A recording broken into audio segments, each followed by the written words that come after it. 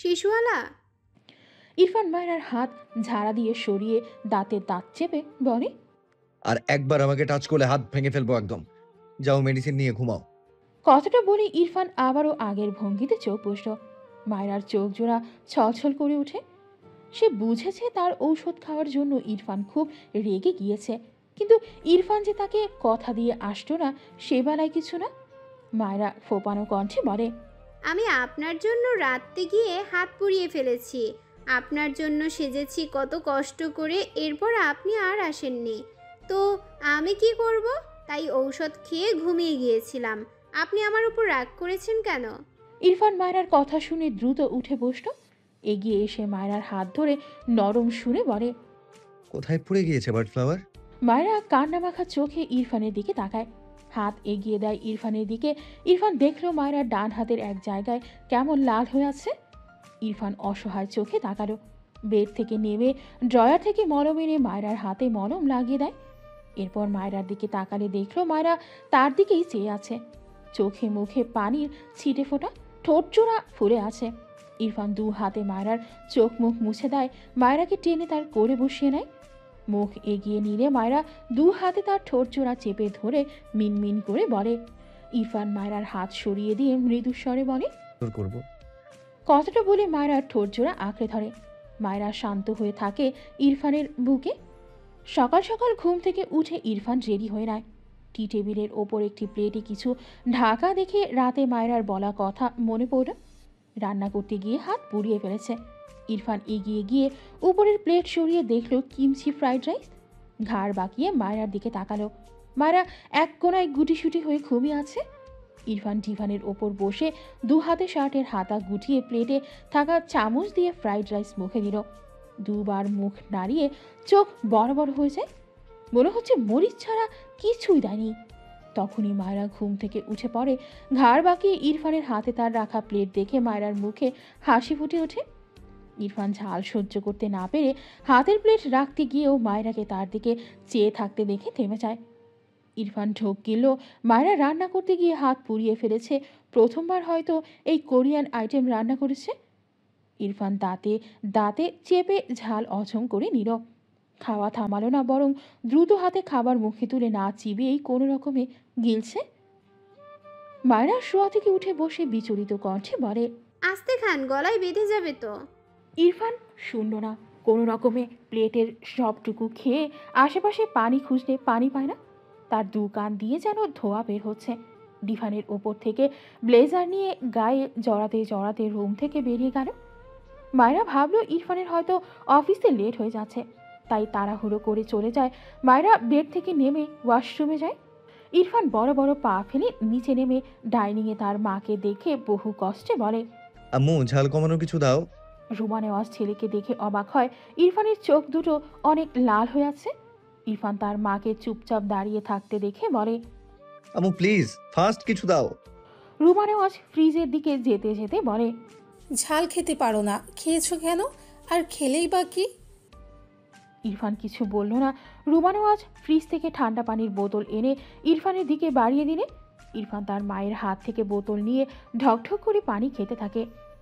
রুমা নেওয়াজ ভুরু কুচকে চেয়ে আছে ইরফানের দিকে। তিনি তো ইরফানকে কিছু খেতেই দেয়নি, উল্টো সে ইরফানের জন্য খাবার রেডি করে টেবিলে সাজিয়েছে। কিন্তু ইরফান উপর থেকে ঝাল কি খেয়ে আসলো? মায়েরা বাদরামি করে আবার মরিচ খাইয়েছে নাকি ইরফানকে?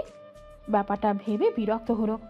একটা বয়ম থেকে কিছু গুড় হাতে করে এনে ইরফানকে বলল, হা করো। ইরফান চিনি গুড় এসব দেখলে মুখ ফিরিয়ে নেয়, কিন্তু আজ তার কান তালি লেগে গিয়েছে। মনে হচ্ছে পুরো নাক কান মুখ জিহ্বায় সবখানে মরিচ ডলেছে। কোনো কথা না বলে মায়ের হাত থেকে গুড়টুকু মুখে নেয়। রুমা নেওয়াজ বিরক্তি কণ্ঠে বলে, মায়েরা তোমাকে মরিচ খাইয়েছে নাকি? ইরফান তার মায়ের দিকে চেয়ে মুখের গুড়টুকু চিবিয়ে গিলে নিল। এখন আগের চেয়ে একটু ভালো লাগছে, ঝালটা কমেছে মনে হচ্ছে। ইরফান ছোট করে বলে, নো। এরপর আরেকটু পানি খেয়ে বোতল টেবিলের ওপর রেখে বাইরের দিকে যায়। রুমা নেওয়াজ বলে, খেয়ে নাও। ইরফান ছোট করে বলে। খেয়েছি। রুমা নেওয়াজ আর কিছু বলল না। মায়েরা ঘর থেকে বেরিয়ে সিঁড়ি বেয়ে নিচে নেমে আসে। কালকের রান্না করা খাবারগুলো ফ্রিজ থেকে বের করে রান্নাঘরে গিয়ে গরম করে। এরপর ডাইনিংয়ে বসে ফ্রাইড রাইস একবার মুখে দিয়ে প্রায় কয়েকবার চিবোতেই তার চোখ বড় বড় হয়ে যায়। মুখ থেকে উগলে ফেলে টেবিলের ওপর পানি খুঁজলে পানি পায় না। রুমা নেওয়াজ মায়রাকে অমন ছটফট করতে দেখে এগিয়ে এসে বলে, কি হয়েছে মায়েরা? মায়রা দৌড়ে গিয়ে ফ্রিজ খুলে ফ্রিজের সামনে বসেই পানি খায়। রুমা নেওয়াজ চিন্তিত মুখে চেয়ে আছে। ইরফানেরও একই হাল দেখলো, মায়রারও একই হাল। এদের হয়েছেটা কি? পায়রা পানি খেয়ে স্বস্তির নিঃশ্বাস ফেলে। এরপর বোতল ফ্রিজে ঢুকিয়ে রেখে রুমা নেওয়াজের সামনে এসে দাঁড়িয়ে বলে, মা, আমার রান্না তো শুধু মরিচ মরিচ হয়েছে। আপনি আর বাবা কিভাবে খেয়েছিলেন? রুমা নেওয়াজ অবাক হয়ে বলে, আমরা দুজন ঝাল অনেক কম খাই বলে তুমি তো মরিচ খুব সামান্য দিয়ে রেঁধেছিলে, এরপর আরও দিয়েছিলে না? মায়রার মনে পড়ে, হায় রে, সে তো তার শ্বশুর শাশুড়িকে মিষ্টি ফ্রাইড রাইস তুলে দিয়েছিল, এরপর একটু মরিচের গুঁড়ো দিয়েছিল। ইরফান ঝাল কম খায়, সেজন্য সে তার মাপ অনুযায়ী কমই দিয়েছিল। ও মা, এ তো তারও খাওয়ার অযোগ্য হয়েছে। সে এত ঝাল খায়, অথচ সে নিজেই এটা মুখে নিতে পারল না। এজন্যই ইরফান অত দ্রুত খাচ্ছিল। মায়রার এত খারাপ লাগলো। সে একটা কাজও ঠিক করে করতে পারে না। মানুষটা কিভাবে খেয়েছে এসব চুরে ফেলেনি কেন? মায়রার কাঁদতে ইচ্ছে করলো। রুমা নেওয়াজ দীর্ঘশ্বাস ফেলে বলে, বুঝেছি, না বুঝে মরিচ বেশি দিয়ে দিয়েছিলে। এরপর থেকে সব আমার থেকে দেখে নিবে, আস্তে আস্তে শিখে যাবে, বুঝেছো? মায়রা মাথা নেড়ে সম্মতি জানায়। কোথায় যাচ্ছ?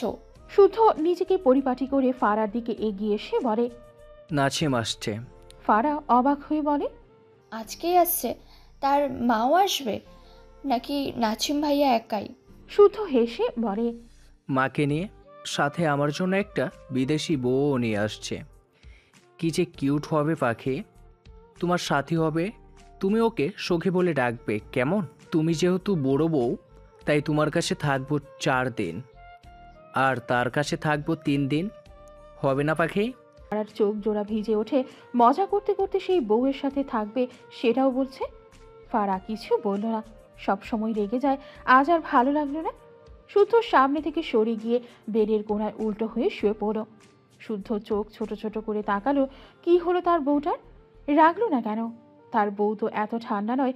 এগিয়ে গিয়ে ফারার পাশে গিয়ে ফারার গা ঘেঁষে শুয়ে পড়ল। ফারা এবারেও কিছু বলল না, শুদ্ধ মাথা উঁচু করে দেখলো বালিশ ভিজেছে। শুধু অসহায় চোখে তাকালো। আহা, সে তো বউটাকে রাগাতে চেয়েছিল, কাঁদাতে নয়। ফারাকে টেনে উল্টো ঘোরায়, 2 হাতে ফারাকে জড়িয়ে ধরে। ফারা তাকায় না শুদ্ধর দিকে। শুদ্ধ হেসে বলে, আমাকে ভালোবেসে এত কাঁদো? ইস, বহুত শান্তি পাই বউ। কাঁদলে তোমায় অনেক সুন্দর লাগে, জানো ফারা পাখি। ফারা এবার চিল্লিয়ে বলে, যদি আমি তোমাকে বিয়ে না করে আরেকজনকে বিয়ে করে তার সাথে শুয়ে থাকতাম, তুমি সেসব ভেবে নিশ্চয়ই কাঁদতে। তখন তোমাকেও সুন্দর লাগতো, আর আমার প্রতি ভালোবাসাও প্রুভ হতো। শুদ্ধ রেগে ফারার গাল চেপে ধরে রাগান্বিত স্বরে বলে, থাপ্পড় খেতে চাও? এসব কি কথা? অন্যকে নিয়ে এসব কথা কোন সাহসে মুখে আনছো? আজ তো রাখবো না, বলে দিলাম। ফারা চোখ বুঝে রাখে, ভাঙা গলায় বলে, নিজে যখন বলো তখন কিচ্ছু না, তখন আমার কান্না তোমার ভালো লাগে, আর আমি বললে সব দোষ আমার হয়ে যায়। শুদ্ধ ফারার কপালে চুমু এঁকে বলে, আর বলবো না, সরি পাখি। ফারা কিছু বলে না। শুদ্ধ মৃদু হেসে ফারার সারা মুখে ছোট ছোট চুমু এঁকে বলে, তাহলে তোমাকে সুখে কাঁদাই পাখি। এখন থেকে শুধু অতি সুখে কাঁদাবো। ফারার গলায় চুমু এঁকে বলে, তোমাকে কাঁদতে আমার মারাত্মক ভালো লাগে বউ, কি করব? ফারা শুদ্ধকে ঠেলে বলে, নাছিম ভাইয়া আসছে বলে, যাও ছাড়ো আমায়। শুদ্ধ ফারার ওপর আছোয়া হয়ে বিরক্তি কণ্ঠে বলে, আমাদের মধ্যে ওই শালা কোথা থেকে আসছে? জ্বালিও না আমাকে। কথাটা বলে ফারাকে টেনে নেয় নিচের দিকে। ফারা শক্ত হয়ে থাকে।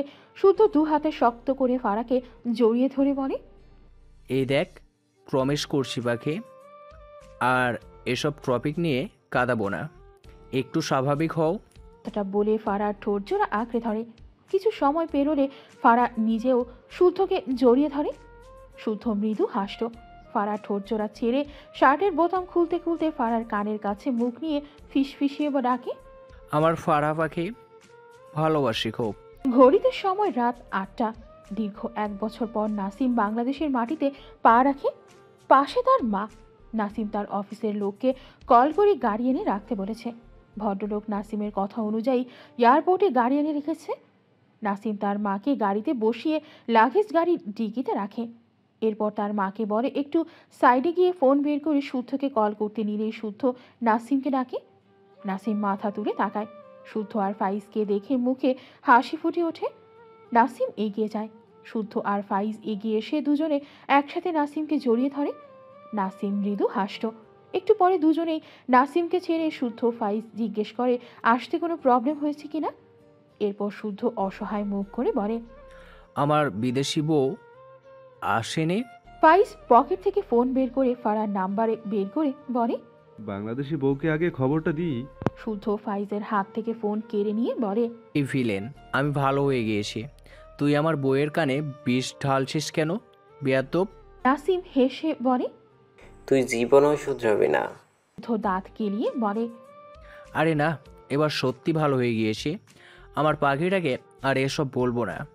আসার আগেই প্রমিস করে এসেছি। নাসিম হেসে কিছু বলতে গিয়েও থেমে যায়। তার থেকে কিছুটা দূরে ইরফানকে দাঁড়িয়ে থাকতে দেখে ধীরে ধীরে হাসি মিলিয়ে যায়। ইরফান তার বাইক সাইডে রেখে দু হাত প্যান্টের পকেটে গুজে দাঁড়িয়ে আছে, দৃষ্টি নাসিমের পানে। নাসিম ঢোক গিলল। ইরফান এগিয়ে এসে মৃদু হেসে বলে, কেমন আছিস? পেছন থেকে ইরফানের গলা পেয়ে শুদ্ধ ফাইজ ভূত দেখার মতন চমকে পেছনে তাকায়। ইরফানকে দেখে দুই বন্ধুই কেমন ভীত হয়। নাসিম চুপচাপ ইরফানের দিকে চেয়ে আছে। ইরফান আবারও বলে, বলছিস না যে কেমন আছিস? নাসিম ঢোক গিলে ছোট করে বলে। ভালো তো এই। ইরফান বিদ্রুপ হেসে বলে, এরকম তিনজন ফ্রেন্ড থাকতে খারাপ থাকার অপশন থাকে না, এম আই রাইট? কথাটা বলে ইরফান শুদ্ধ ফাইজের দিকে তাকায়। দুজনেই অপরাধী দৃষ্টিতে চেয়ে আছে। ইরফান তাদের কাছে কত করে নাসিমের খোঁজ চেয়েছে, কিন্তু তারা দেয়নি। সবসময় বলেছে জানে না। আজ এরকম একটা পরিস্থিতিতে পড়ে দুজনের অবস্থা চুরি করে ধরা পড়ার মতো হয়েছে। ইরফান বেশ কিছুক্ষণ তাকিয়ে রইল শুদ্ধ আর ফাইজের দিকে। তার কেন যেন রাগ আসছে না। সে যেন রাখতে রাখতে ক্লান্ত হয়ে গিয়েছে। মায়রাকে দেখার পর থেকে সে শুধু দুঃখ পেয়েছে আর সেসব ঝেড়েছে রাগ ধারা, কিন্তু আজ ক্লান্ত লাগছে। ইরফান, শুদ্ধ, ফাইজ, নাসিম তিনজনের দিকে চোখ বুলিয়ে মৃদু হেসে বলে, আমার আশেপাশে সেলফিশ পার্সনদের অভাব নেই। জাস্ট আমি চিনতে লেট করে ফেলি। আমি সবার মতো বেশি কথা প্লাস কথায় কথায় হাসতে পারি না বলে সবাই আমাকে রোবট কেন ভাবে বলতে পারবি? একটু থেমে আবারও বলে, বাট মেবি ইটস ট্রু। আমি আসলেই রোবট। এই যে আমি পাগলের মতো একজনকে খুঁজেছি, আর তোরা কি সুন্দর মজা লুটেছিস।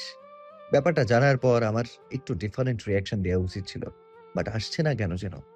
কথাগুলো বলে মাথা নিচু করে দীর্ঘশ্বাস ফেলল ইরফান। এরপর উল্টো ঘুরে যেতে যেতে বলে, you are great, good bye. শুদ্ধ দ্রুত ইরফানের পিছু গিয়ে ইরফানের কাঁধে হাত দিলে ইরফান বিদ্যুৎ গতিতে শুদ্ধর হাত ঝাড়া মারে। ডান হাতে শুদ্ধর শার্টের কলার ধরে রেগে কিছু বলতে গিয়েও থেমে যায়। শুদ্ধর কলার ছেড়ে অপরাধীর মতো করে বলে, সরি, এসব বিহেভিয়ার আমার ফ্রেন্ডসদের জন্য, নট ইউ। লাস্ট কথাটা তিনজনের দিকে তাকিয়ে বলে। শুদ্ধ, ফাইজ, নাসিম সবাই ইরফানের বিহেভে যেমন অবাক হয় তেমনি ভেতরটা যেন কেউ খামচে ধরেছে। ফাইজ এগোতে নিলেই ইরফান বা হাত উঠিয়ে বিরক্তি কণ্ঠে বলে, আই রিকোয়েস্ট ইউ, সবাই আমার থেকে দূরে থাক। কথাটা বলে ইরফান দ্রুত পায়ে এগিয়ে গিয়ে তার বাইকে বসে। চোখ জোড়া ঝাপসা ঠেকল।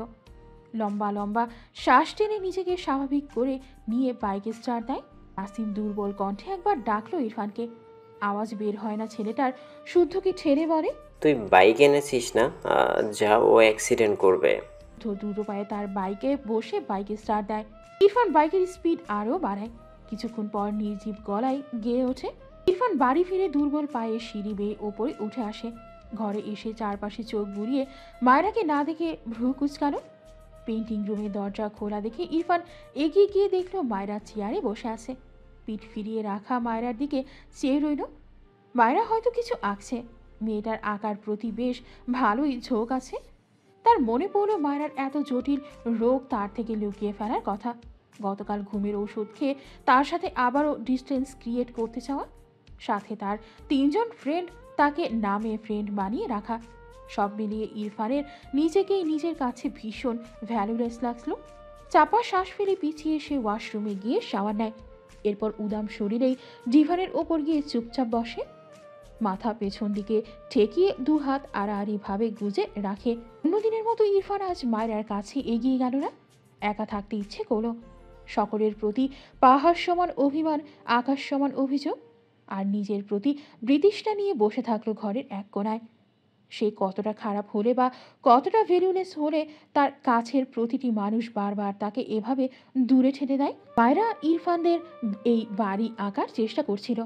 হঠাৎই একটা কাগজ উড়ে পড়ে যেতে দেখে মায়রার মনোযোগ ব্যাঘাত ঘটে। মায়রা হাতের তালু রেখে চেয়ার থেকে উঠে মেঝে থেকে কাগজটি কুড়িয়ে আনে। টেবিলের ওপর রাখতে গিয়ে রাখে না, লেখাটি পড়ে। বার্ড ফ্লাওয়ার, তুমি এত সেলফিশ কেন বলবে? তুমি কি আমায় রোবট ভাবো? বিলিভ মি, আমি রোবট নই। আমার ভেতরে তোমাকে নিয়ে গড়া একটি স্বচ্ছ মন আছে। তুমি আঘাত পেলে আমার সেই মনটা ভীষণ ব্যথিত হয়, মাই হার্ট। তুমি তোমার শীষ রাজকে আর কবে বুঝবে, বার্ড ফ্লাওয়ার? মায়রা পুরো 5 বার বলল। চোখ থেকে টুপ করে কয়েক ফোঁটা পানি গড়িয়েছে। গতকাল তার 4টে ঔষধ খাওয়া ঠিক হয়নি। তার শিশরাজ তাকে কত ভালোবাসে সে তো জানে, তবুও কেন সে রেগে যায় তার শিশরাজের ওপর? এই যে তার শিশুওয়ালা কত কষ্ট করে এই কথাটুকু লিখেছে তা তো মায়রা বোঝে। হাতের কাগজ রেখে মায়রা চোখ মুছে পাশের রুমে যায়। ইরফানকে ডিভানের ওপর বসে থাকতে দেখে ভীষণ অবাক হয়। তাদের সম্পর্ক ঠিক হওয়ার পর থেকে আজ পর্যন্ত কখনো এমন হয়নি ইরফান বাইরে থেকে এসে তার কাছে যায়নি। ইরফান কি তার উপর এখনো অনেক রেগে আছে, অনেক কষ্ট পেয়েছে? মায়রার আবারও চোখ ভিজে যায়। এগিয়ে গিয়ে ইরফানের সামনে দাঁড়িয়ে ভেজা গলায় ডাকে, শিশুওয়ালা। ইরফান সাথে সাথে চোখ মেলে তাকায়। ইরফানের চোখ দুটো লাল, মায়রার দিকে বেশ কিছুক্ষণ চেয়ে থাকে। এরপর মৃদু এসে বলে, ইউ নো বার্ড ফ্লাওয়ার, সবাই আমাকে অনেক যত্ন করে কষ্ট দেয়, অ্যান্ড বার্ড ফ্লাওয়ার তার শীষ রাজকে একটু বেশি যত্ন করে কষ্ট দেয়। কথাটা বলে ইরফান আবারও চোখ বুঝে নেয়। মায়রার চোখ থেকে পানি গড়িয়ে পড়ে। ইরফান কত কষ্ট পেয়ে কথাগুলো বলেছে। কথাটা ভাবতেই মায়রার যেমন দম বন্ধ লাগলো। মায়রা এগিয়ে গিয়ে ইরফানের বাহুতে হাত রেখে ভাঙা গলায় ডাকে, শিশরাজ, আমি সরি, আর কখনো এমন করব না।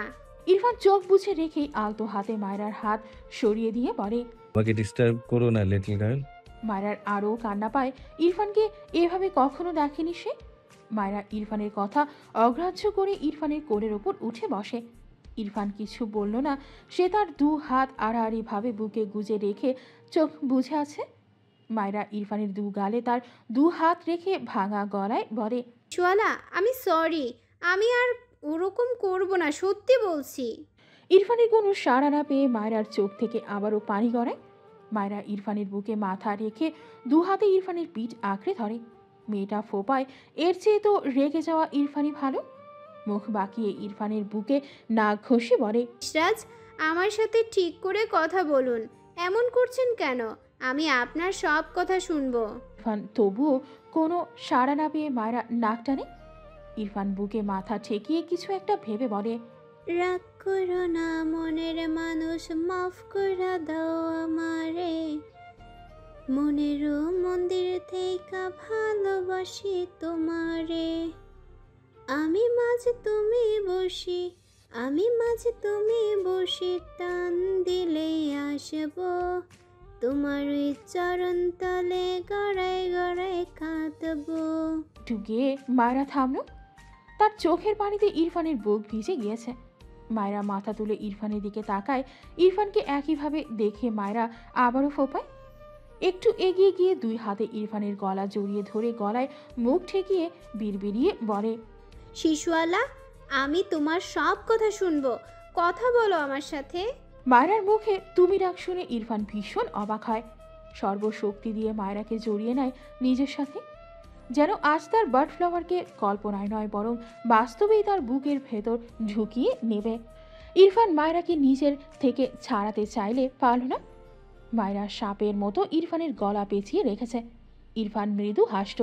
বা হাত মায়রার কোমরে রেখে ডান হাত মায়রার গলার ভাঁজে দিয়ে মৃদু স্বরে ডাকে, বার্ড ফ্লাওয়ার। মায়রা নাক টানে। ইরফান মায়রার গালে চুমু আঁকে মায়রার মাথা তার গলা থেকে তুলে তার মুখোমুখি করে। মায়রা কান্না ভেজা চোখে ইরফানের দিকে তাকায়। ইরফান অসহায় চোখে চেয়ে মায়রার মুখ মুছে নেয়। মায়রার গালে হাত রেখে মৃদু স্বরে বলে, কাঁদছো কেন বার্ড ফ্লাওয়ার? মায়রা ঠোঁট উল্টে পড়ে। সরি। ইরফান মায়রাকে আরেকটু শক্ত করে ধরে বলে। সরি কেন? মায়রা ইরফানের দিকে চেয়ে বলে। আপনাকে কষ্ট দিয়েছি তাই। কিভাবে দিয়েছো? মায়রা মাথা নিচু করে বলে। আর কখনো উল্টাপাল্টা ওষুধ খাবো না, আপনার জন্য অপেক্ষা করব, আর কিছু লুকিয়ে রাখবো না, আর আপনার সব কথা শুনবো। ইরফান ঠোঁট বাঁকিয়ে হাসল। বাঁ হাতে মায়রার মাথা খানিক উঁচু করে বলে। আমার দিকে তাকাও। মায়রা চোখ তুলে ইরফানের দিকে তাকায়। ইরফান মায়রার গালে ডান হাতের বুড়ো আঙুলের সাহায্যে স্লাইড করতে করতে বলে। আর কাঁদবে না কখনো, ওকে? মায়রা ছোট করে বলে হুম। ইরফান মায়রার চুলগুলো কানের পিঠে গুজে দিয়ে বলে। You hurt me bird flower. আর কখনো তোমার শিশরাজকে হার্ট করবে না, ওকে? মায়রার চোখের কোণে পানি জমে। ইরফান মায়রার মাথা তার বুকে চেপে মায়রার মাথায় ঠোঁট ছুঁয়ে বলে। কাঁদতে নিষেধ করেছি আমি। মায়রা সামান্য মাথা উঁচু করে নাক টেনে বলে। আমি তো ছোট মানুষ, আমি ভুল করলে ক্ষমা করবেন না। না বুঝে ভুল করে আপনাকে আবারও কষ্ট দিলে আপনি আমাকে আর ভালোবাসবেন না। ইরফান শীতল দৃষ্টিতে মায়রার দিকে তাকায়। ডান হাতের বুড়ো আঙুল দিয়ে মায়রার চোখ বেয়ে পড়ানো পানি মুছে দেয়। কপালে শব্দ করে চুমু এঁকে মায়রার চোখের দিকে তাকিয়ে বলে। ফ্লাওয়ার কষ্ট দিতে দিতে যদি আমার হৃদয় পুড়িয়ে কয়লা করে দেয়, তবে সেই পোড়া কয়লা জুড়েও শুধু আমার মায়েরা পরীর বিচরণই থাকবে। মায়রা চোখ থেকে চুপ করে পানি গড়িয়ে পড়ে। তার শিশুওয়ালার ভালোবাসার গভীরতা অনুভব করতে গেলে তার কান্না থামে না। ইরফান আবারও আলতো হাতে মায়রার মুখ মুছে দেয়, মৃদু স্বরে বলে। শিখেছো কোথা থেকে? মায়রা বাঁ হাত ইরফানের দাড়িতে বুলিয়ে ঠোঁট উল্টে বলে। শুনে শুনে এমনি শিখেছিলাম, কিন্তু গেয়েছি আমার শিশরাজের জন্য। ইরফান ঠোঁট বাঁকিয়ে হেসে বলে। আচ্ছা। ইরফানের কথা বলার ধরনে মায়রা লজ্জা পেয়ে মাথা নিচু করে নেয়।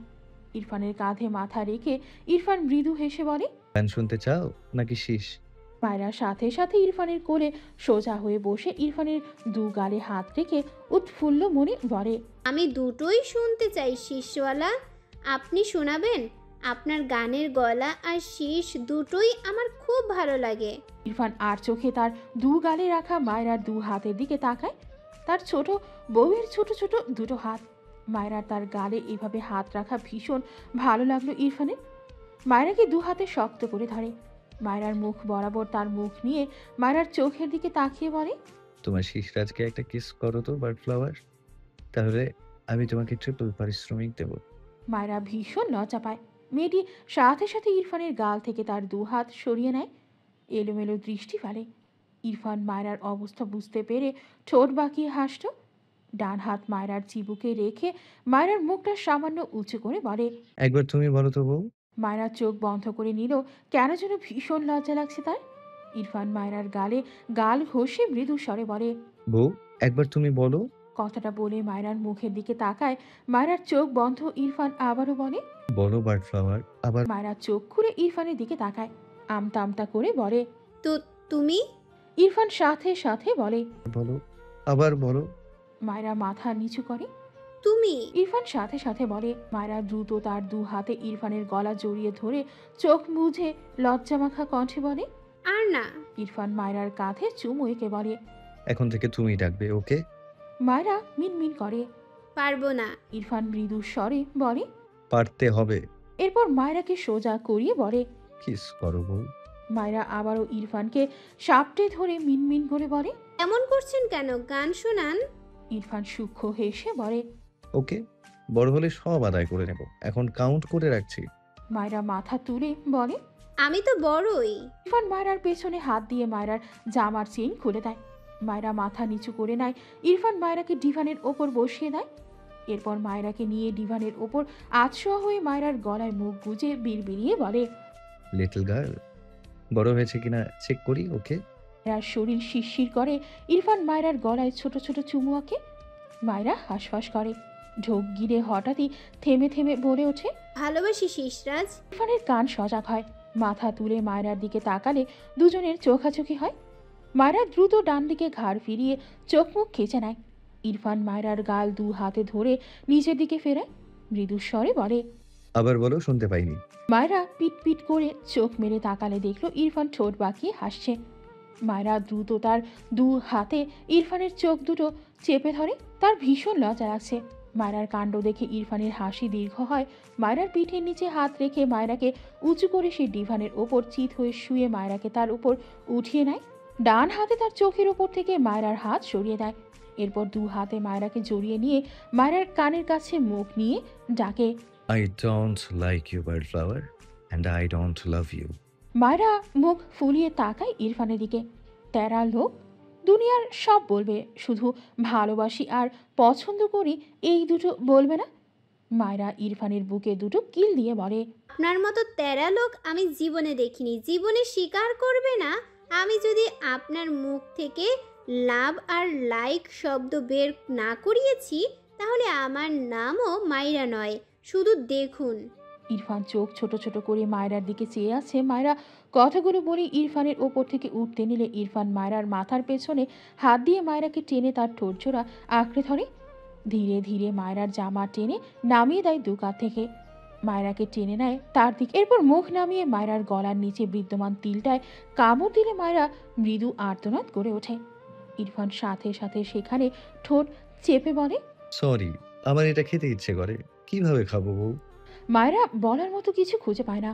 মানে এই লোকের কি সব ভিত্তিহীন কথা। মায়রা ইরফানের বুকে মাথা ঠেকিয়ে চোখ বুঝে রাখে। ইরফান মায়রার এলোমেলো অবস্থা দেখে নিজের ওপর বিরক্ত হলো। মায়রার জামা টেনে ঠিক করে দিয়ে চেন লাগিয়ে দেয়। এরপর মায়রার গলায় মুখ গুজে বিড়বিড়িয়ে বলে, বউ, ফার্স্ট বড় হও, ওকে? মায়রা কিছু বলতে নিলে ইরফান তীক্ষ্ণ চোখে চেয়ে বলে, আগে টলারেট করার মতো বড় হও, জ্বর না বাঁধিয়ে জ্বরকে তাড়ানোর মতো বড় হও। আন্ডারস্ট্যান্ড? মায়রা লজ্জা পায় ভীষণ। এই লোক অসভ্যের মতো কী সব বলে। ইরফান হতাশ কণ্ঠে বলে, আমার মিনিমাম আরো 3 ইয়ার্স আগে পৃথিবীতে আসা উচিত ছিল, বাট বাবার তুমি লেট করে এসে আমাকে হার্ট করেছো।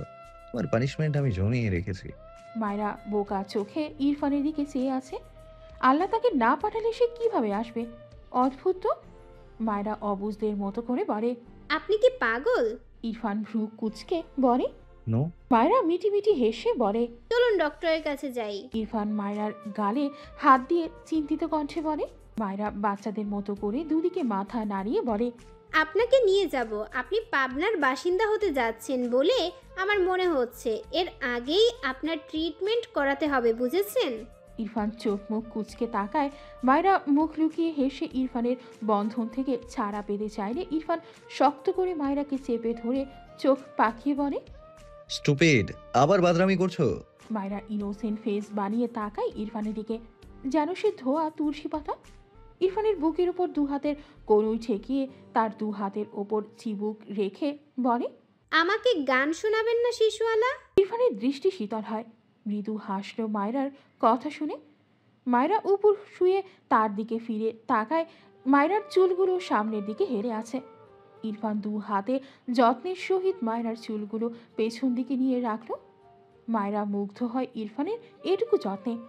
ইরফান মায়রার দুগাল আগলে নিয়ে মায়রার চোখে এটুকু গেয়ে ইরফান থামে। মায়রার দিকে চেয়ে আদুরের স্বরে ডাকে, বউ। মায়রার চোখের কোণে পানি এগিয়ে গিয়ে ইরফানের কপালের সাথে কপাল ঠেকিয়ে চোখ বুঝে নেয়। দু হাতে ইরফানের গলা জড়িয়ে ধরে। এরপর ধরা গলায় ডাকে, শিশুয়ালা। ইরফান মৃদু হেসে বলে, this one just for you, bird flower. এরপর আবারও গায়, तेरे बिना ना सांस लूं, तेरे बिना ना मैं जीऊं, तेरे बिना एक पल भी रह सकूं, तू हम सफर, तू हम कदम, तू हम नवा मेरा। মায়রার চোখ থেকে টুপ করে কয়েক ফোঁটা পানি ইরফানের গালে পড়ে। ইরফান মায়রাকে শক্ত করে জড়িয়ে নেয়। এরপর মায়রার গলায় মুখ গুজে ভারী গলায় গায়। এরপর মায়রার কানের কাছে মুখ নিয়ে শেষ বাজায়। মায়রা ইরফানের গলা জড়িয়ে চোখ বুঝে থাকে। ইরফান মায়রার কানের পিঠে চুমু এঁকে ফিসফিসিয়ে বলে, মাই হার্ট। এরা চোখ জোড়া ভেজা। তার শিশুওয়ালার ভালোবাসা নিয়ে ভাবলেই যে তার চোখ ভিজে যায়। এত আবেগ, এত ভালোবাসা তার শিশরাজ কোথায় পায়? ইরফানের কাছে গলা ভেজা মনে হয়। মায়রার কানের লতিতে আলতো কামড়ে দিয়ে নরম কণ্ঠে বলে, কাঁদলে থাপ্পড় দিয়ে সব দাঁত ফেলবো তোমার। মায়রা ইরফানের কথা শুনে কান্নামাখা মুখে হেসে ফেলল। ইরফানের এই কথাটা আর এ জীবনে যাবে না। ইরফানের গলা শক্ত করে জড়িয়ে ধরে গলায় নাক ঘষল মায়রা। ইরফান মৃদু হাসল। মায়রা নাক টেনে বলে, আপনি কোথা থেকে এত ভালোবাসতে শিখেছেন শিশরাজ? আমাকে শেখাবেন? মায়রার কথায় ইরফান মৃদু হাসল। আবেগঘন কণ্ঠে বলে, আমার মায়রাপুরীর থেকে শিখেছি। একটু থেমে বলে, ও যদি শেখাতে রাজি হয় দেন তোমার সাথে কন্ট্যাক্ট করে জানাবো। ফ্রিতে হবে না কিন্তু, সার্ভিস চার্জ দিতে হবে। মায়রা ইরফানের কথায় শব্দ করে হেসে ওঠে। মাথা তুলে ইরফানের দিকে চেয়ে বলে, আপনাকে গ্রামে যেদিন প্রথম দেখেছিলাম সেদিন আপনাকে ভুলে ঘুষদাতা বলেছিলাম, ওটা তুলে নিলাম। আপনি আসলে ঘুষ গ্রহীতা। ইরফান মায়রার থুতনিতে বুড়ো আঙুল ধারা চাপ দিয়ে মৃদু স্বরে বলে, ঘুষ যদি হয় বউয়ের আদর, তবে সেই ঘুষ হালাল, আর আমি হালাল ঘুষ নিতে বরাবরই আগ্রহী। মায়রা লজ্জা পেয়ে ইরফানের বুকে মুখ ঠেকিয়ে রাখল। ইরফান ঠোঁট বাঁকিয়ে হাসল। পরদিন সন্ধ্যার পরপর ইরফানের অফিস রুমে শুদ্ধ আর ফাইজ গত 1 ঘন্টা যাবৎ বসে আছে। শুদ্ধ কত শত কথা বলল, ইরফানের কোনো হেলদোল নেই, যেন এই রুমে ইরফান ছাড়া আর কোনো মানুষ নেই। শুদ্ধ ফাইজ দুজনেই কোনো মানুষই না, দুজনেই অসহায় চোখে চেয়ে আছে। শুদ্ধ বসা থেকে উঠে দাঁড়ায়, মুখটা ছোট করে বলে, দেখ ভাই, নাসিম আমাদের ওই যে অন্যরা কী সব দিব্যি বলে আমরা কসম করেছিলাম, তাহলে আমাদের কোনো দোষ থাকলো বল? ইরফান তার মতো কাজে ব্যস্ত। ফাইজ চুপচাপ বসে ইরফানের দিকে চেয়ে আছে। শুদ্ধ আবারও বলে, তুই বুঝতে পারছিস নাসিম তোকে কি সাংঘাতিক ভয় পাই, এই জন্য তোর থেকে দূরে থাকছে। আমরাও ভয় পাই, তোর তো গর্ব হওয়া উচিত, সবাই তোকে কি সুন্দর ভয় পায়। ইরফান তার ফোন বের করে রাকিবকে কল করে এখানে আসতে বলে। কিছুক্ষণের মাঝেই রাকিব ইরফানের অফিস রুমে আসলে ইরফান গম্ভীর গলায় বলে, দুটোকে এখান থেকে বের কর, ফাস্ট। রাকিব একবার শুদ্ধর দিকে তাকায়, আরেকবার ফাইজের দিকে। শুদ্ধকে সে চেনে, ইরফানের ফুফাতো ভাই, তবুও এগিয়ে এসে বলে। শুদ্ধ তার মুখের সামনে আঙুল দেখিয়ে বলে। চুপ। রাকিব থতমত খেয়ে তার মুখ চেপে ধরে। ইরফান রেগে বলে, রাকিব, আমি কি বলেছি? রাকিব শুদ্ধর দিকে তাকালে শুদ্ধ চোখ পাকিয়ে বলে, এই একদম আমার দিকে এগোবে না, আমি ইরফানের একমাত্র জানের ভাই, জানো না? রাকিব অসহায় চোখে ফাইজের দিকে তাকালে ফাইজ রেগে বলে। আমার দিকে তাকাচ্ছ কেন? আমি কে জানো? রাকিব ছোট ছোট করে বলে। ফাইজ বিরক্ত হয়ে বলে, না, হয়নি। তুমি ওর বোনের জামাই, বুঝতে পারছো আমার কত দাম? যাও, আমার জন্য দই মিষ্টি সব নিয়ে এসো। যাও যাও। ইরফান দাঁতে দাঁত চেপে ডাকে। রাকিব, রাকিব ঝাঁকি দিয়ে ওঠে, আমতা আমতা করে বলে। ইরফান চোখ গরম করে বলে। ওদের বের করো। রাকিব অসহায় চোখে শুদ্ধ আর ফাইজের দিকে তাকালে দেখলো দুজনেই খেয়ে ফেলার চোখে তার দিকে তাকিয়ে আছে। রাকিবের মুখ কাঁদো কাঁদো হয়ে যায়। ইয়া আল্লাহ, সে এটা কোথায় ফেসে গেল? শুদ্ধ রাকিবের দিকে এগিয়ে এসে বলে, আমি কিন্তু তোমার চাকরি নট করে দিব রাকিব, এখনো সময় আছে, এখান থেকে যাও। ইরফানের শক্ত কণ্ঠ ভেসে আসে। রাকিব, রাকিব অসহায় মুখ করে বলে। ইরফান তীক্ষ্ণ চোখে চেয়ে বলে। হোয়াট? রাকিব মুখ চেপে ধরে। হায় হায়, এখন ইরফান যদি সেই ঠিকানা চায় নিশ্চিত বিয়ে ভেঙে দিবে, নয়তো পড়িয়ে দেবে কোনো রকমে বলে। অতপর গা চুলকে বলে। ইরফান কড়া ধমক দেয়। Shut up. রাকিব ঝাঁকি দিয়ে ওঠে। শুদ্ধ ফাইজ রাকিবের অবস্থা দেখে মুখ লুকিয়ে হাসছে। রাকিবকে ইশারায় চলে যেতে বললে বেচারা এক দৌড় দেয়। শুদ্ধ নিজেকে সামনে বলে, নাসিম, তোর সাথে দেখা করার জন্যই বাংলাদেশে এসেছে ইরফান, আমাদের ভুল বুঝিস না, তুই মাথা গরম মানুষ, ওর সত্যি সত্যি বিয়ে দিয়ে দিতি, কিন্তু ওর সিচুয়েশনটা একটু বোঝার চেষ্টা কর। ইরফান জ্বলন্ত চোখে তাকায় শুদ্ধর দিকে। শুদ্ধ ঢোক গিলে ইরফান বসা থেকে দাঁড়িয়ে তার টেবিলে একটা লাথি মেরে চিৎকার করে বলে, বুঝি না আমি কারো সিচুয়েশন, বুঝবো না কাউকে। সেলফিশ আমি, খারাপ মানুষ আমি, মাথা গরম মানুষ আমি, রোবট আমি। তো এই যন্ত্র মানবের কাছে তোদের কি প্রয়োজন? বের হয় এখান থেকে।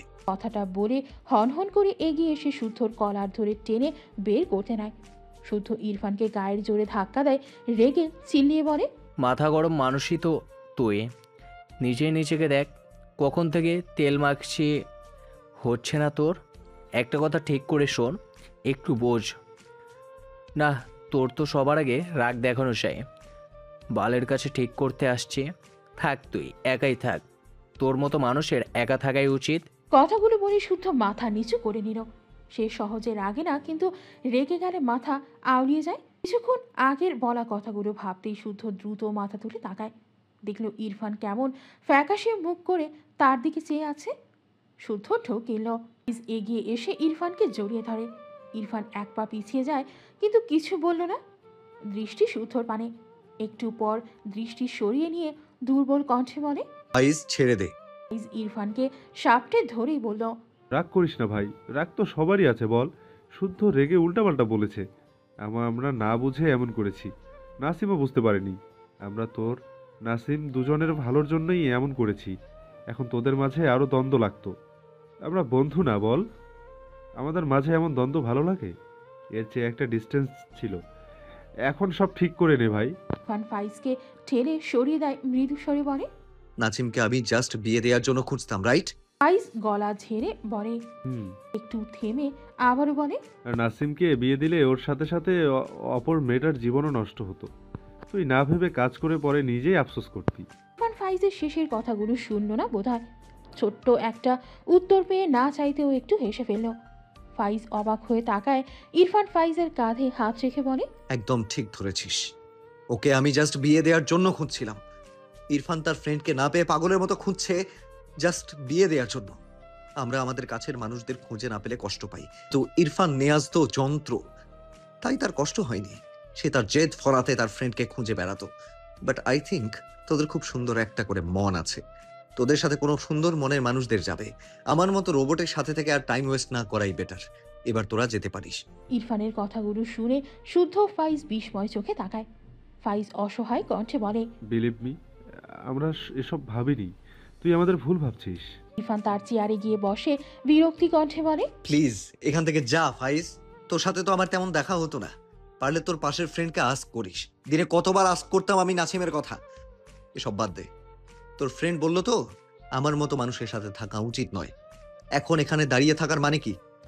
মেমোরি লস হয়ে গেলে মনে করিয়ে দে, আর এখান থেকে যেতে বল। ফাইজ কিছু বলতে নিলে ইরফান আবারও চিৎকারে করে বলে, যেতে বলেছি আমি। ফাইজ থেমে গেল। ইরফান রেগে গিয়েছে বুঝলো। শুদ্ধর কথাগুলো বলা ঠিক হয়নি। ফাইজ বিরক্ত হলো। তারা ইরফানের রাগ ভাঙাতে এসেছিল, উল্টো শুদ্ধ এসে রাগ ছাড়ল। ফাইজ হতাশার নিঃশ্বাস ফেলে শুদ্ধকে টেনে বাইরে নিয়ে যেতে চায়। শুদ্ধ ঝাড়া মেরে ফাইজের হাত ছাড়িয়ে দেয়। গটগট পায়ে এগিয়ে এসে ইরফানের সামনে দাঁড়ায়। ভাঙা গলায় বলে, তুই এমন পর্দের মতো কথা বলছিস কেন? ওর ফ্রেন্ড করছিস কেন? আমি তোর দাদার মেয়ের পেটের ছেলে। তোর বাপের বোনের পেট কেটে বের করেছে আমাকে, আর তুই আমাকে অস্বীকার করছিস? তোর সাহস তো কম না। ইরফান চোখ মুখ কুচকে তাকালো শুদ্ধর দিকে। ফাইজ মুখ লুকিয়ে হাসছে। এই শালা কাছে, তবুও দেখো মুখ থেকে যা বের করবে সিরিয়াস মোমেন্টেও মানুষকে হাসিয়ে ছাড়বে। ইরফান ফাইজের দিকে চেয়ে রেগে বলে, তোর ফ্রেন্ডকে নিয়ে যা এখান থেকে। তেড়ে যায় ইরফানের দিকে। কলার ধরে টেনে ইরফানকে তোলে। ইরফান রেগে শুদ্ধকে ধাক্কা দেয়। শুদ্ধ তেড়ে এসে ইরফানকে ধাক্কা দেয়। শুদ্ধ চেঁচিয়ে বলে, আর একবার আমাকে অস্বীকার করে দেখ, তোকে ছাড়বো না বলে দিলাম। ইরফান বিরক্ত চোখে তাকায়। মানে এত লজিকলেস কথা এ কিভাবে বলে? ইরফান বিরক্তি কণ্ঠে বলে, অস্বীকার কখন করলাম? যা বের হয় এখান থেকে। এগিয়ে এসে ইরফানকে জাপটে ধরে। ইরফান শুদ্ধকে ঠেলে সরাতে চায়। শুদ্ধ মেয়ে মানুষের মতো পেঁচিয়ে ধরেছে ইরফানকে। ফাইজ সোফায় পায়ের উপর পা তুলে বসলো। এক কাপ কফি হলে মন্দ হতো না। ইরফান দাঁতে দাঁত চেপে বলে, তোর সম্পদ ঠিক রাখতে চাইলে আমার থেকে সরে দাঁড়া। ইরফানের কথা শুনে ফাইজ শব্দ করে হেসে ফেলল। শুদ্ধ দ্রুত ইরফানকে ছেড়ে দাঁড়ায়। চোখ মুখ কুচকে বলে, ছি, তোর নজর এত বাজে হয়ে গিয়েছে। ইরফান মাথা নিচু করে একটু ঠোঁট বাঁকালো। এক সেকেন্ডের মাঝেই নিজেকে স্বাভাবিক করে শক্ত গলায় বলে, এখান থেকে যা। শুদ্ধ অসহায় কণ্ঠে বলে, তুই বললে কান ধরে উঠবোস করব। এরকম বিহেভ করিস না ভাই, এসব আমি নিতে পারি না। আচ্ছা, যা মানলাম, আমি এই পৃথিবীর সবচেয়ে খারাপ মানুষ। আমার ভুলের শেষ নাই, আর জীবনে এরকম করব না। ইরফান শুদ্ধর দিকে তাকিয়ে মৃদু হেসে বলে, তোরা ভুল করেছিস। ব্যাপারটা ভুলের নয়, আমি ভ্যালুলেস পারসন। তোরা বরাবর এটাই প্রুভ করেছিস। প্লিজ আমায় একা থাকতে দে, ডিস্টার্ব করিস না। শুদ্ধ অসহায় চোখে তাকায়। ইরফান আবারও বলে, তাছাড়া কিছুক্ষণ আগেই তো বললি আমার মতো মানুষের সাথে থাকা উচিত না। আমিও চাই না এত ভালো মানুষেরা আমার মতো মানুষের সাথে থাকুক। আবারও হেসে এসে ইরফানকে জাপটে ধরে। ইরফানের পিঠে হাত বুলিয়ে বলে, তুই আমার সোনা ভাই, আমি ওটা রেগে বলেছি। তুই আমাদের কাছে ভ্যালুলেস না। আমরা বুঝেছি তুই নাসিমের জন্য কষ্ট পেয়েছিস, কিন্তু তখন হঠাৎ নাসিমের খোঁজ পেলে তুই অস্বীকার করলো, তোদের মাঝে বিরাট ঝামেলা হতো। এরপর ইরফানকে ছেড়ে ইরফানের দু হাত ধরে বলে, তুই একটু ভাবতো, নাসিমের সাথে আমাদের আজকের পরিচয়, আমরা ছোটোবেলার ফ্রেন্ড না। বড় সড়ো ঝামেলা হলে সেটা সলভ করতে আরও ঝামেলা হয়। এর জন্য ডিটেলসের দরকার ছিল। নাসিমের দিকটা একটু বোঝ। ইরফান শুদ্ধর হাত ঝাড়া মেরে চিবিয়ে চিবিয়ে বলে, ও আমার বউকে নিয়ে ভাববে আর আমি ওর দিক বুঝবো? আমার বার্ড ফ্লাওয়ারকে ও ফিল করবে আর আমি চুপ থাকবো? আমার বার্ড ফ্লাওয়ারের জন্য ওর চোখ ভিজবে, তা আমি মেনে নেব? নো, আমার বার্ড ফ্লাওয়ার জাস্ট আমার ফিলিংসে থাকবে, ও জাস্ট আমার কল্পনায় থাকবে। ওকে নিয়ে ভাববার রাইটস কারণে নাসিমকে আমি খুন করে ফেলবো। শুদ্ধ কি বলবে বুঝলো না। সে বুঝলো ইরফানের এমন হয়েছে, না তো মানতে পারছে নাসিম মায়রাকে নিয়ে ভাবে এটা, আর না তো মানতে পারছে নাসিমের সাথে দূরত্ব। অথই জ্বরে হাবুডুবু খাওয়ার মতো অবস্থা হয়েছে ইরফানের। কিন্তু এ যে নাসিমকে বিয়ের জন্য 10 ভাগ খুঁজত, বাকি 90 ভাগ দেবদাস হয়ে খুঁজত, এটা তো এ স্বীকার করবে না। তখনও করতো না, পারে শুধু ঝামেলা করতে। নিজেই নিজেকে চেনে না। শুদ্ধ গলা ঝেড়ে বলে, 90% দেবদাস হয়ে তো খুঁজতে, এখন অন্তত স্বীকার কর। ইরফান বিরক্তি কণ্ঠে বলে। আমার এত ফালতু টাইম নেই ওর জন্য ভেবে টাইম ওয়েস্ট করার। শুদ্ধ ফাইজের দিকে তাকালো। ফাইজ মিটি মিটি হাসছে, শুদ্ধ হাসলো। এরপর কিছু একটা ভেবে মনে মনে হেসে বলে, নাসিম অ্যাক্সিডেন্ট করেছে। কথাটা শুনেই ইরফান বিস্ময় দৃষ্টিতে তাকায়, ভীত স্বরে বলে। কিভাবে? কোথায় ও? শুদ্ধ সাথে সাথে বলে। মিথ্যা বললাম। ইরফান রেগে যায়, এগিয়ে এসে শুদ্ধর গালে ঠাস করে থাপ্পড় মেরে দেয়। শুদ্ধ গালে হাত দিয়ে অসহায় কণ্ঠে বলে, শালা, বউয়ের কাছে দাঁত ফেলার ডায়লগ দিয়ে আমার দাঁত প্র্যাকটিক্যালি ফেলার চিন্তা করছিস? ইরফান রেগে শুদ্ধর কলার ধরে বলে। তুই মানুষ হবি না? শুদ্ধ অসহায় কণ্ঠে বলে, মানুষই তো আমি, তুই অস্বীকার করছিস। নাসিমের জন্য তোর ভাবার টাইম নেই, তাই প্রুফ দিলাম। প্রুফ পেয়ে আবার আমার উপরেই ঝাল মেটাচ্ছিস। ইরফান চরম বিরক্ত হয়, তার চেয়ারে গিয়ে বসে চোখ বুঝল। শুদ্ধ হাসল, গালে হাত বুলিয়ে বিড়বিড় করল, ব্যাপার না, ভেবেছিলাম আরও থাপ্পড় খেতে হবে। একটা দিয়েই বেচারা হাঁপিয়ে গিয়েছে মনে হচ্ছে। অতঃপর শুদ্ধ গলা ঝেড়ে ইরফানের উদ্দেশ্যে বলে, আচ্ছা যাই, এ যেন বলতো এসব ভুলে যাওয়াকে সে হেট করে, কিন্তু এখন তো ভুলে যাওয়ার জন্য উঠে পড়ে লেগেছে। আমাদের আর চেনে না, লাগবে না। ফাইজ, গেলাম আমি, আর জীবনেও আসবো না, কারো বাড়িতেও আর যাব না। কথাগুলো বলে বাইরে যাওয়ার জন্য পা বাড়ায়। ফাইজ সোফা থেকে উঠল না। সে মিটিমিটি হাসছে। ইরফান চোখ খুলে শুদ্ধকে বেরিয়ে যেতে দেখে বিরক্ত হলো। টেবিলের ওপর থেকে পেপার ওয়েট নিয়ে শুদ্ধর পিঠে ছুঁড়ে মারে। শুদ্ধ পিঠে চিনচিন ব্যথা অনুভব করে। পিছু ফিরে ইরফানের দিকে চেয়ে বলে, এই বিয়াদব, তুই আমাকে মারলি কেন?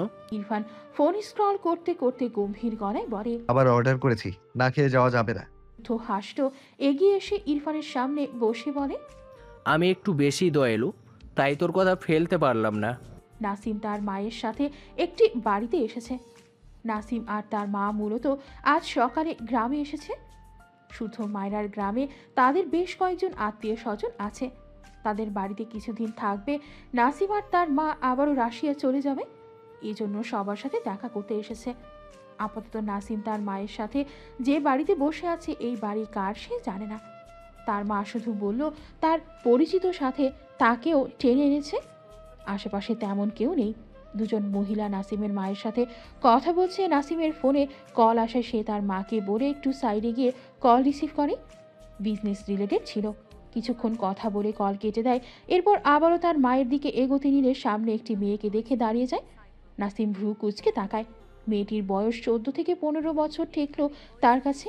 মেয়েটি ফিসফিসিয়ে বলে, ভাইয়া একটু বাইরে আসবেন? নাসিম অবাক হয়ে বলে, কেন, আর কে তুমি?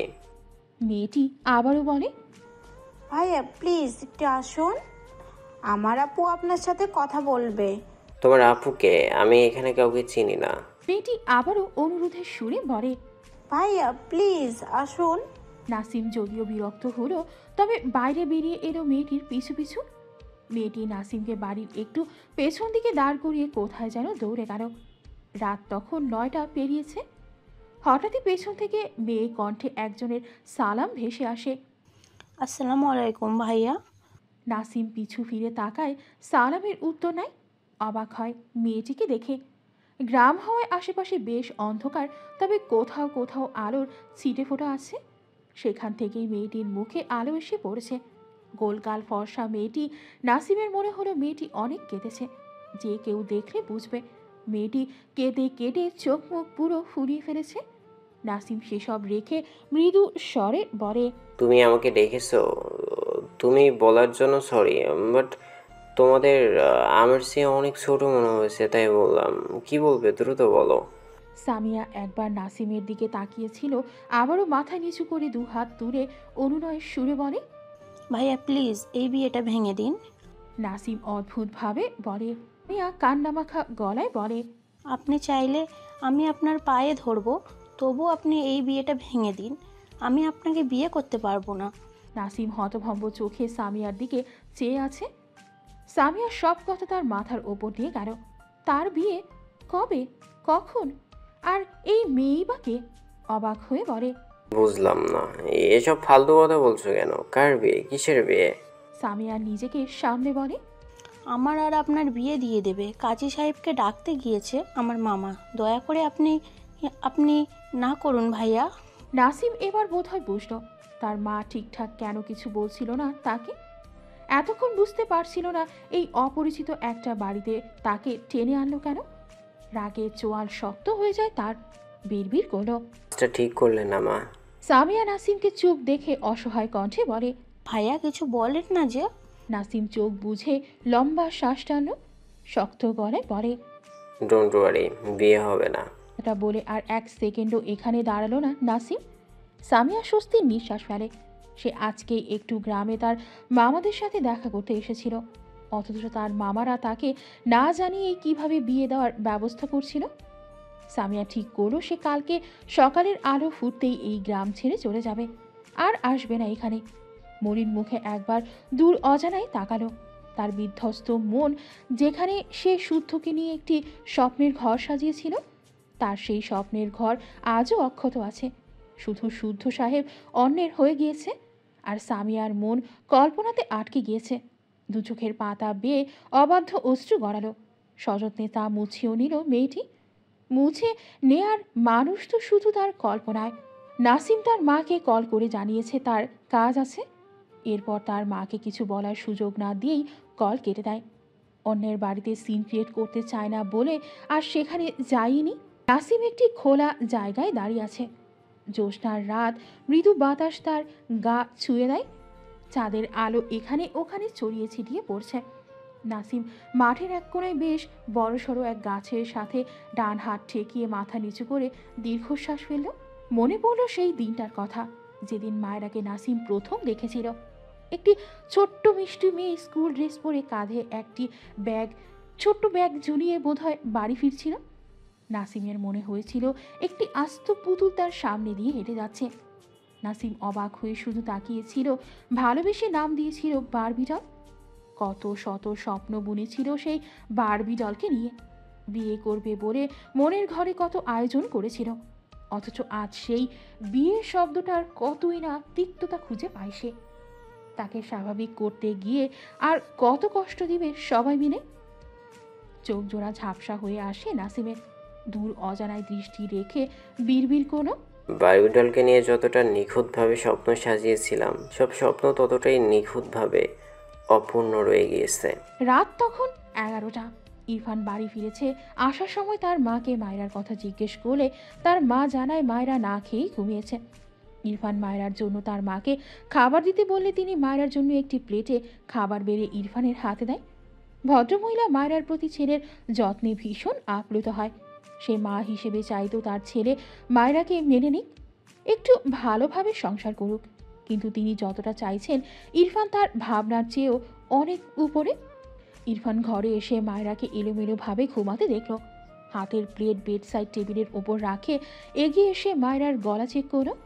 ঘেমেছে কি নাকি ঠান্ডা লাগছে স্বাভাবিক দেখে সে ফ্রেশ হতে গেল। প্রায় মিনিট 10 সময় নিয়ে শাওয়ার শেষ করে একটি কালো গ্যাবার্ডিন প্যান্ট পরল, গায়ে কিছু জড়ালো না। এগিয়ে এসে এক পা মাটিতে রেখে আরেক পা ভাঁজ করে মায়রার পাশে বসে। ডান হাত বাড়িয়ে মায়রার গালে হাত দিয়ে মৃদু স্বরে ডাকে, বার্ড ফ্লাওয়ার। মায়রার কোনো সাড়া না পেয়ে ইরফান এগিয়ে এসে মায়রাকে দু হাতে আগলে নিয়ে ঘুমন্ত মায়রাকে বসিয়ে তার সাথে জড়িয়ে ধরে। মায়রা ঘুমের মাঝে নড়ে চড়ে আবারও ইরফানের বুকে আরাম করে ঘুমায়। ইরফান মায়রার মুখ উঁচু করো, মায়রার শুকনো ঠোঁট জোড়ায় একটা চুমু খেয়ে আলতো কামড় দেয়। মায়রা বিরক্তিতে চোখ মুখ কুঁচকে নেয়। ঘুম ভেঙেছে বোধহয়, বিরক্তি ভরা ঘুমো ঘুমো চোখ মেলে তাকায়। মুখের সামনে ইরফানকে দেখে সোজা হয়ে বসে। ইরফান কিছু বলল না, মায়রাকে ছেড়ে দেয়। মায়রা তার ডান হাত ঠোঁটে বুলিয়ে ঘুম জড়ানো কণ্ঠে বলে, মনে হচ্ছে আমাকে তেলাপোকা কামড়েছে। ইরফান ঠোঁট বাঁকিয়ে হাসল, অতপর মুখাবয়ব স্বাভাবিক করে মায়রার দিকে চেয়ে বলে, স্টুপিড, আমার এখানে তেলাপোকা কোথা থেকে আসবে? কথাটা বলে বেডসাইড টেবিলের ওপর থেকে ভাতের প্লেট নেয়। মায়রা দু হাতে চোখ ডোলে ইরফানের দিকে একটু এগিয়ে যায়। এরপর তার দু হাতে ইরফানের দুগাল ধরে ইরফানের মুখ তার দিকে ফিরিয়ে বলে, আমি কি বলেছি ওটা আসল তেলাপোকা? ওটা হলো নকল তেলাপোকা। সে দেখতে মূলত ইংরেজ সাদা বিড়ালদের মতো, আর স্বভাব তেলাপোকাদের মতো কুটুস কুটুস করে কামড়ানো। ইরফান অদ্ভুতভাবে মায়রার দিকে তাকায়। মায়রা কথাগুলো বলে ইরফানের গাল ছেড়ে দেয়। এরপর ইরফানের বাহুতে কপাল ঠেকিয়ে মিটি মিটি হাসে। ইরফান মায়রার দিকে চেয়ে বলে, বাদরামিগুলো পুরো বডিতে ট্যাটু বসানো স্টার্ট করব। মায়রা কিছু বলল না। ইরফান ভাত মাখিয়ে মায়রার সামনে এক লোকমা ধরলে মায়রা অবাক হয়ে বলে, আপনি খাবেন না? ইরফান মায়রার মুখে খাবার তুলে দিয়ে ছোট ছোট করে বলে, শুদ্ধ আর ফাইজের সাথে খেয়েছি। মায়রা মুখের ভাত চিবোতে চিবোতে একটু মন খারাপ করে বলে, ও। ইরফান বা হাতে মায়রাকে তার কোলে বসিয়ে দেয়। এরপর মুখ এগিয়ে নিয়ে মায়রার ঠোঁট জোড়া আঁকড়ে ধরে। মায়রার চোখ বড় বড় করে তাকায়, মানে সে খাচ্ছে আর এই লোক কি শুরু করলো। ইরফান মায়রার মুখ থেকে একটা মাংস তার মুখে নিয়ে মায়রাকে ছেড়ে দেয়। মায়রা কপাল চাপড়ায়, এই লোকটা আসলেই এক নাম্বার পাগল। ইরফান মায়রার মুখ তার দিকে ফিরিয়ে মৃদুস্বরে বলে, সরি বউ, আর কখনো বাইরে খাবো না। মায়রা বিস্ময় দৃষ্টিতে তাকায় ইরফানের দিকে।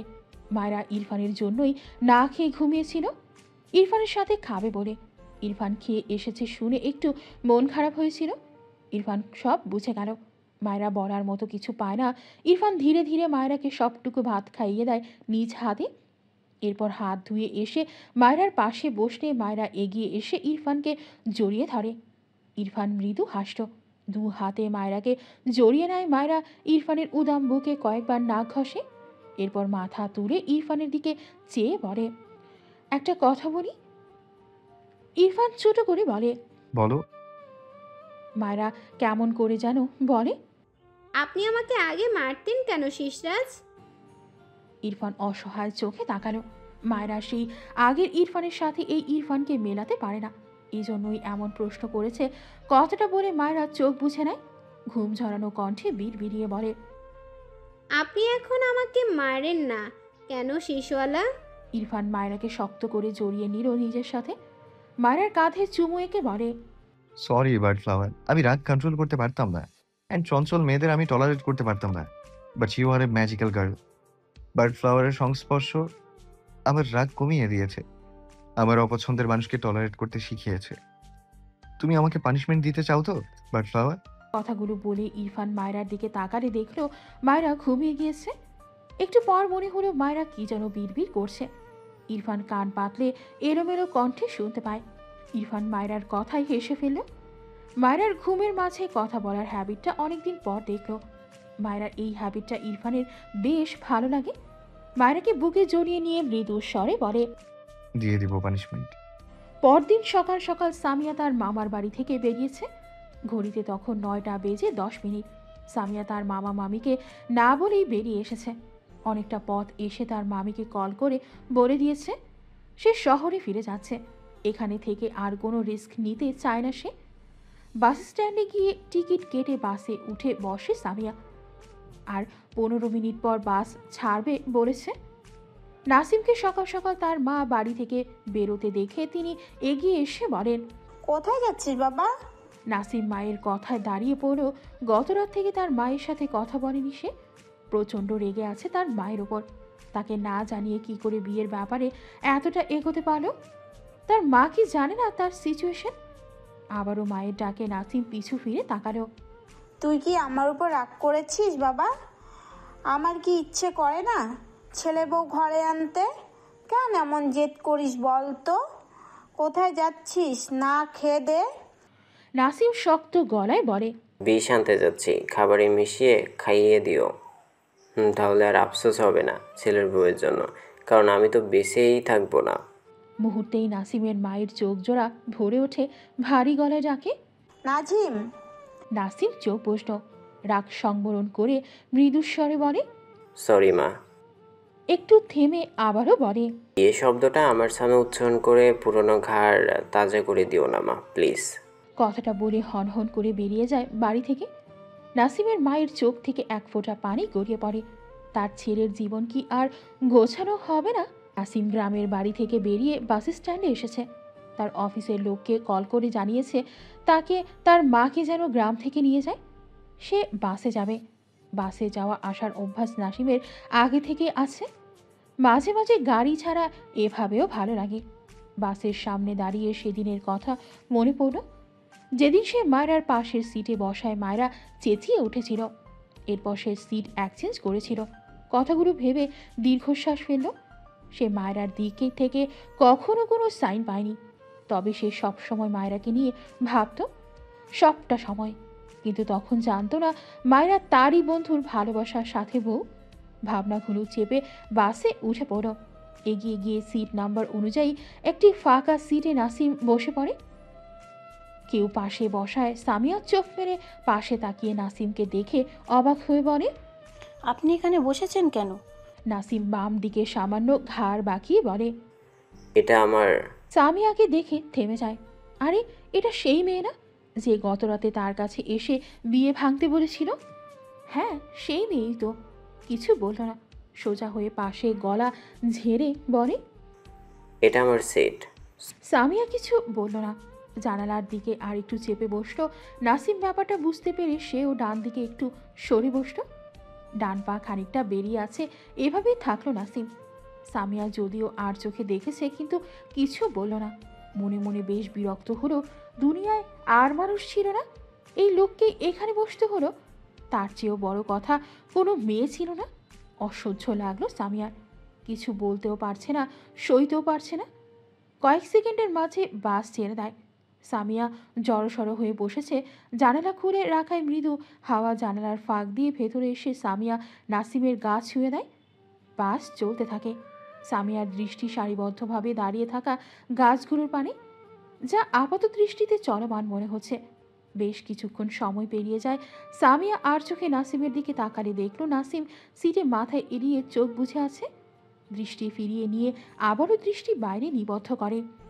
রাতে ঠিক করে ঘুম না হওয়ায় সামিয়ার চোখে ঘুম ধরা দেয়। অনিচ্ছা সত্ত্বেও কিছুক্ষণের মাঝে সামিয়া ঘুমিয়ে যায়। এদিকে নাসিমেরও একই অবস্থা। কখন ঘুমিয়েছে বুঝতেই পারিনি।